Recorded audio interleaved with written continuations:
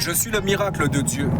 Tout ce que je n'ai pas reçu de ma propre famille, je suis en train de le donner et je n'ai cessé de le donner durant tout mon parcours, même pendant que j'étais en perdition dans la rue. Là où on voit la véritable nature d'un être humain, soit il a la nature de Dieu, ou soit il a la nature charnelle, selon le monde, selon le système et les codes de ce monde. On dit qu'on donne seulement ce qu'on le reçoit, mais la Bible aussi dit qu'on ne doit pas laisser le mal nous vaincre, mais que nous devons vaincre le mal par le bien. C'est pas parce que ta famille ne t'a pas donné d'amour, d'attention, d'affection, qu'en fait tu te sers du mariage pour montrer un plus grand nombre. Oh, ça y est, mais je suis marié. Mais au final, tu négliges ton mari ou ta femme comme tes parents t'ont négligé. Tu fais du copier-coller. Eh ben voilà, les deux différentes natures. Celle de la chair qui veut s'accaparer les choses pour pouvoir prouver des choses et se mettre en avant par l'orgueil. Et la nature d'un véritable enfant de Dieu qui représente le miracle de Dieu. Tout ce qu'il n'a pas reçu, c'est ce qu'il est en train de donner.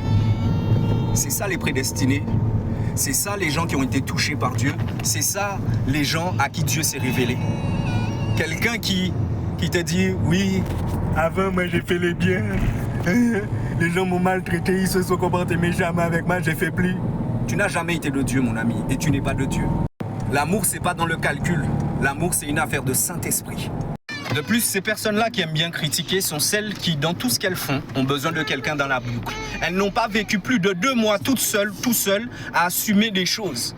Moi, si j'étais vraiment malade et j'étais vraiment traumatisé, je me serais déjà suicidé. Parce que c'est que Dieu qui m'a relevé, c'est que Dieu qui m'a gardé dans tout le manque, dans toute la méchanceté des hommes, dans tout leur égoïsme et dans toute leur manipulation. Moi, partout où je suis passé, les hommes ont trouvé la bénédiction de Dieu au travers de moi. Je ne permets pas à des personnes qui sont dans la figuration sous prétexte de diplôme, d'entreprise ou d'un emploi extraordinaire qui essaient d'être rabaissants en fait. Vous vous maudissez vous-même.